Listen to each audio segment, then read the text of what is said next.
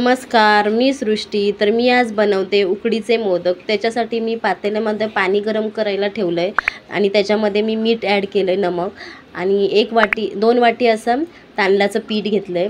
तर आपण उकड काढतो आहे, तर त्याच्यामध्ये मी थोडंसं साजूक तूप टाकलं आहे। पीठ छान मऊसूत मलून घ्यायचं आहे। आणि तुम्ही विचार करत असाल मध्येच कसे काय मोदक, तर ही माझी पप्पांची आठवण म्हणून मी हे मोदक बनवते।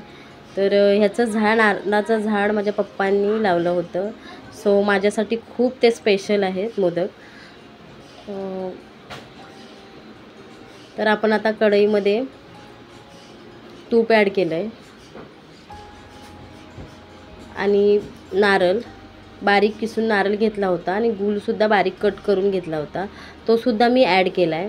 आता छानपैकी मिक्स करूया आपण। मी आता हे मिक्स करून घेते।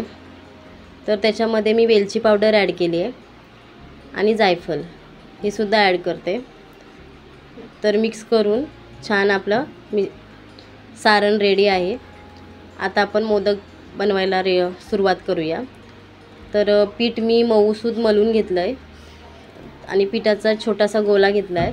तर तुम्ही पाणीसुद्धा ॲड करू शकता, या मी तेल ॲड लावलं आहे। तर तेल घेऊन अंगठ्याने हे असं गोल वाटीसारखं करून घ्यायचं आहे आणि त्याला नंतर मग ह्या कल्या पडायच्या। तर आपलं पीठ आपण जर अशी उकड काढली तर ते फाटणार नाही की तुटणार नाही, खूप छान मऊ पीठ मलून होतं। तर मी हे सारण ॲड केलं आहे। आता ह्या आपण पाकल्या पाडूया आणि मग मोदक रेडी होतील। बघा, आपले अजिबात तुटलेत नाही।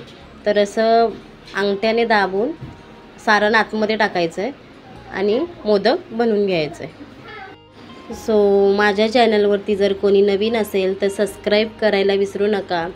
सबस्क्राईब करा, शेअर करा आणि कमेंटसुद्धा करा।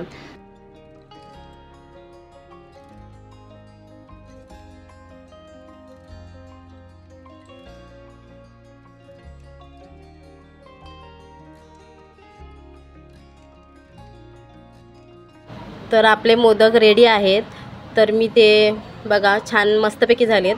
आता मी सगळे बनवून घेते आणि मग वाफून घेते। सो खाण्यासाठी आता आपले मोदक रेडी आहेत। Thanks for watching, bye.